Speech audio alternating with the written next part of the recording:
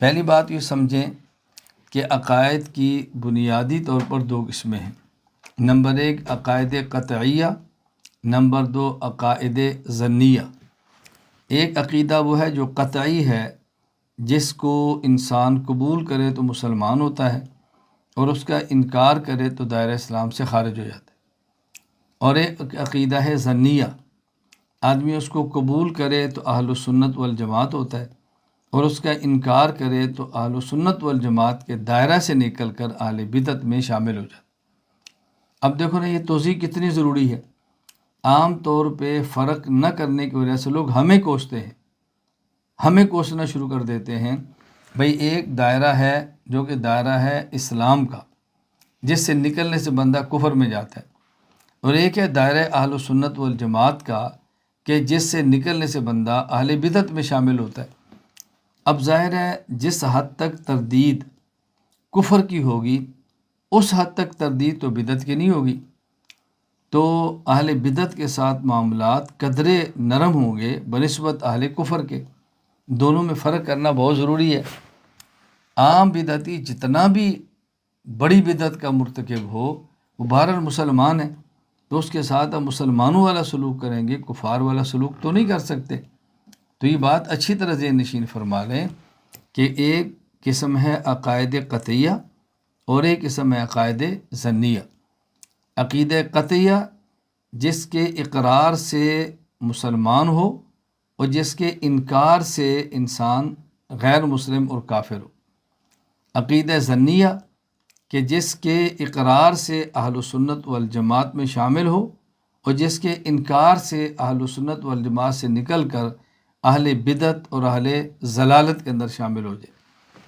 جس طرح رسول اکرم صلی اللہ علیہ وسلم نے اسلام اور کفر کی بات کی ہے، اسی طرح رسول اکرم صلی اللہ علیہ وسلم نے سنت اور بدعت کی بات بھی فرمائی ہے۔ مکہ مکرمہ میں تھے اور ایک بہت بڑے عالم ہیں، معروف بھی بہت ہیں، مشہور بھی بہت ہیں، ان کی حیثیت بھی قائد کی ہے، تو میں اس لیے نام نہیں لے رہا۔ تو ہم مکہ مکرمہ میں تھے تو انہوں نے مجھے بات فرمائی کہ اہل سنت کے الفاظ تو آتے ہیں لیکن صراحتاً اہل سنت والجماعت کے الفاظ شاید احادیث میں نہیں ہیں۔ تو میں نے ان سے کوئی بات نہیں کی۔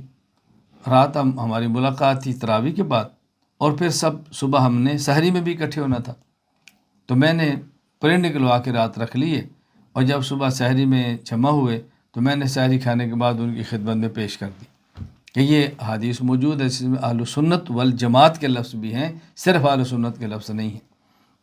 قرآن کریم کی آیت نازل ہوئی یوم تبیض وجوہ و تسود وجوہ، کہ بعض چہرے قیامت کے دن سفید ہوں گے، بعض چہرے قیامت کے دن سیاہ ہوں گے۔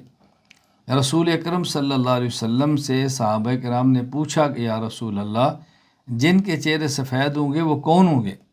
فرمایا ہم اہل السنت والجماعت۔ اور پوچھا جن کے چہرے سیاہ ہیں وہ کون ہوں گے؟ فرمایا ہم اہل البدع والضلالت۔ میں یہ بات اس لیے کہہ رہا ہوں کہ اسلام کا تذکرہ تو ہر کسی کے سامنے ہے، اس پر دلائل کیا دینے؟ الجھن تو اس میں ہے کہ لوگ کبھی کہتے ہیں کہ اسلام کی بات کرو، کفر کی مخالفت کرو، یہ تم نے چھوٹی چھوٹی بات کیا شروع کرو کی؟ یہ چھوٹی چھوٹی باتیں نہیں ہیں۔ یعنی بدعت کا معاملہ اتنا سنگین معاملہ ہے کہ قیامت کے دن رسول اکرم صلی اللہ علیہ وسلم اپنے حوض کوثر پر تشریف فرما ہوں گے۔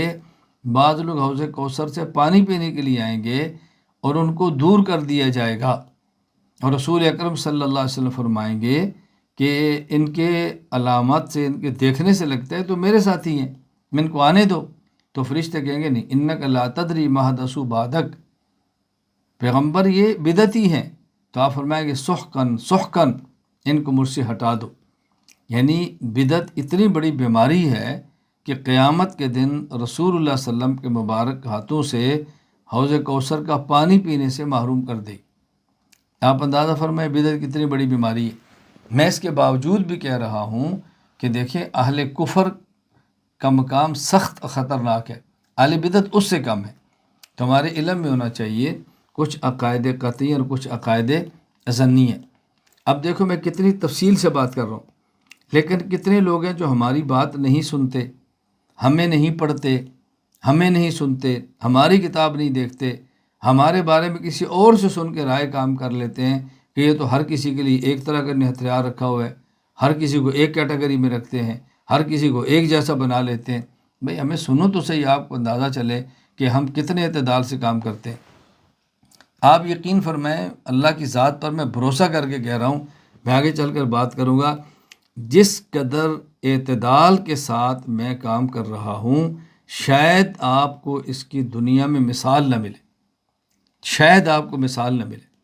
یعنی میں اگر اپنے سٹیج پر کسی اہل کفر یا اہل بدعت کو برداشت نہیں کرتا، تو ہمارے اپنے اہل حق علماء جو قومی، ملی یا دینی مفاد کے لیے اپنے سٹیج پر کسی کافر یا بدعتی کو بلا لیں، میں نے کبھی ان سے بحث نہیں کی، میں کبھی ان سے نہیں لڑا۔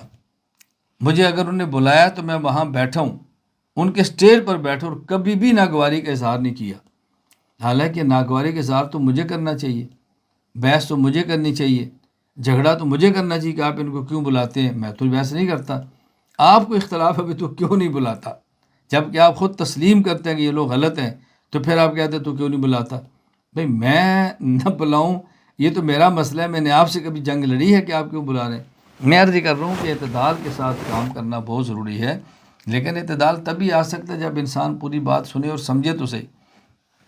تو عقائد کی دو قسمیں ہیں، عقائد قطعیہ، عقائد ظنیہ۔ عقائد قطعیہ جن کی بنیاد پہ اسلام اور کفر کا فیصلہ ہے، عقائد ظنیہ جن کی بنیاد پہ سنت اور بدعت کا فیصلہ ہے۔ تو ایک وہ شخص ہے کہ جس کی حیثیت عقیدے میں کفر کی ہے، اور ایک وہ جس کی حیثیت بدعت کی ہے۔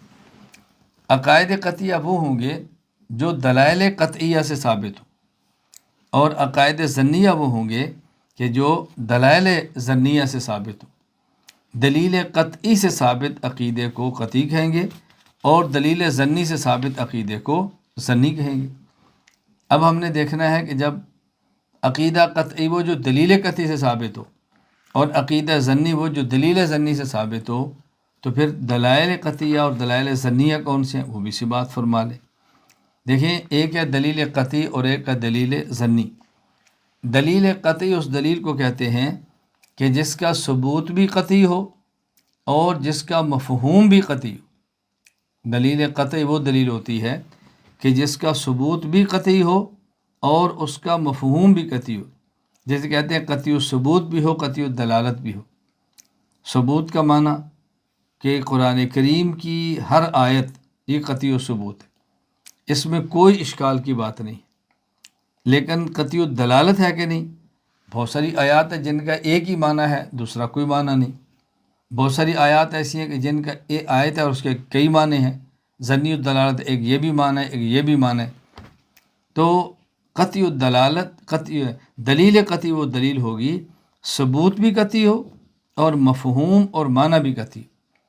اور دلیل ظنی وہ ہوگی کہ جس کا ثبوت ظنی ہو یا اس کا مفہوم ظنی ہو، یا ثبوت ظنی ہو یا یعنی قطعیت کے ساتھ ثابت نہ ہو، اور یا قطعیت ساتھ ثابت ہو لیکن اس کے معنی میں کئی احتمال ہو۔ دلائل قطعیہ تین ہیں۔ نمبر ایک، قرآن کریم کی غیر مؤول آیات۔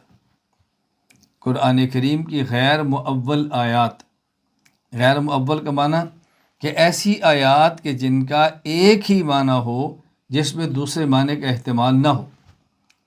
قرآن کریم کی تمام آیات قطعی الثبوت ہیں، اس میں کوئی اشکال نہیں، لیکن بعض آیات ایسے جن کا معنی ایک ہے۔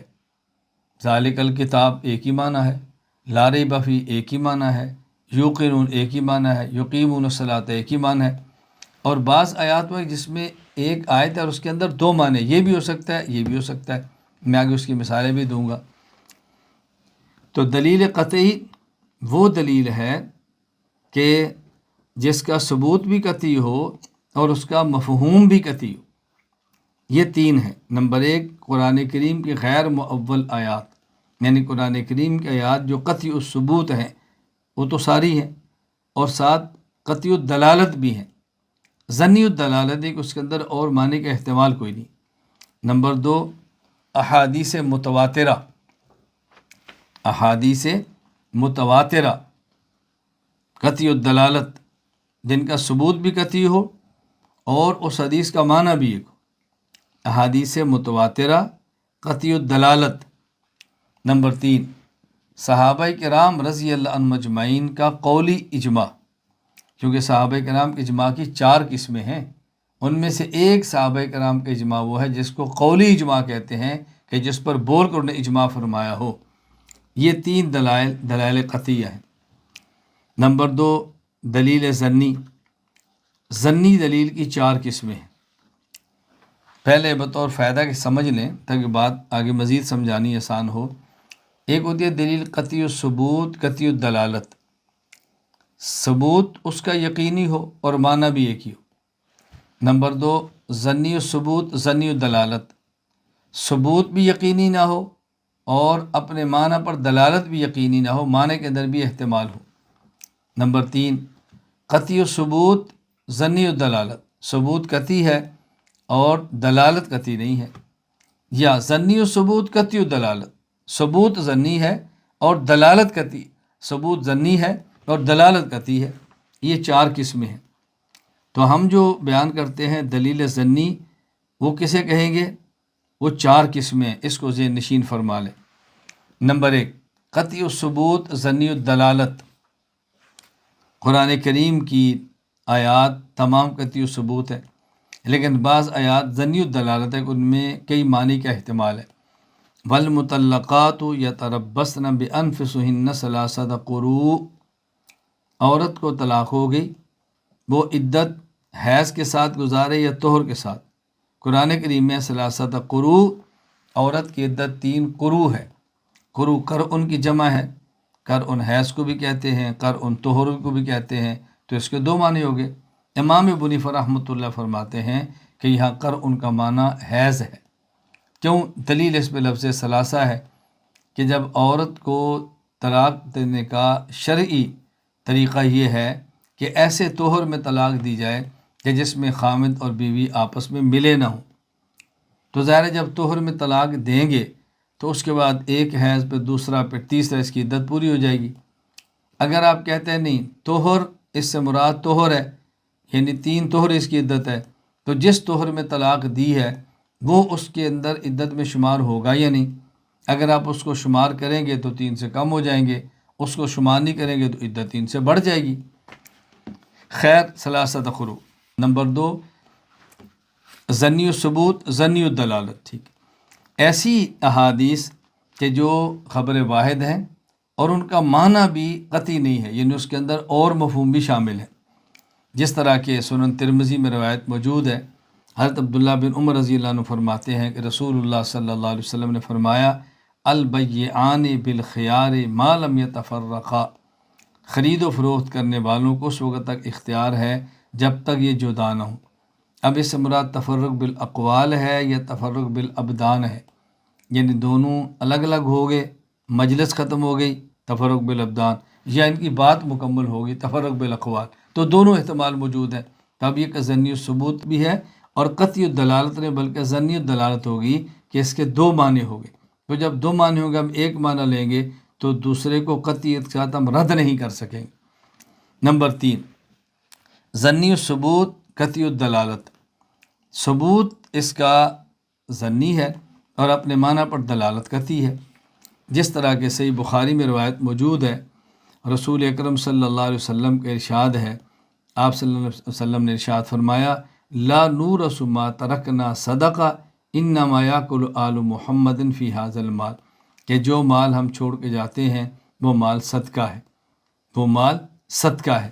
یہ رسول اکرم صلی اللہ علیہ وسلم کی حدیث موجود ہے۔ اب یہ چونکہ خبر واحد ہے اس لیے ظنی ثبوت ہے، لیکن اپنے معنی پر قطعی ہے، اس کے اندر 2 معنی نہیں ہیں۔ نمبر 3، استنباط، استنباط کا معنی قرآن و حدیث میں غور کر کے نئے پیش آنے والے مسائل کا حکم نکالنے کا نام استنباط ہے۔ انبیاء علیہ السلام کا گناہوں سے معصوم ہونا، عصمت انبیاء، یہ استنباط سے ثابت ہے۔ انبیاء علیہ السلام کا فرشتوں سے افضل ہونا، یہ بھی استنباط سے ثابت ہے۔ تو یہ دلیل کی وہ قسم ہے جو میں نے بیان کی ہے آپ کی خدمت میں کہ یہ ظنی ہے۔ تو عقائد دو قسم کے ہیں، نمبر ایک دلائل قطعیہ، نمبر دو دلائل ظنیہ۔ دلائل قطعیہ کی بنیاد پر فیصلہ ہوگا بندہ مسلمان ہے یا مسلمان نہیں، اور عقائد قطعیہ کی بنیاد پر فیصلہ ہوگا کہ یہ بندہ اہل السنت والجماعت ہے یا یہ بندہ اہل بدعت۔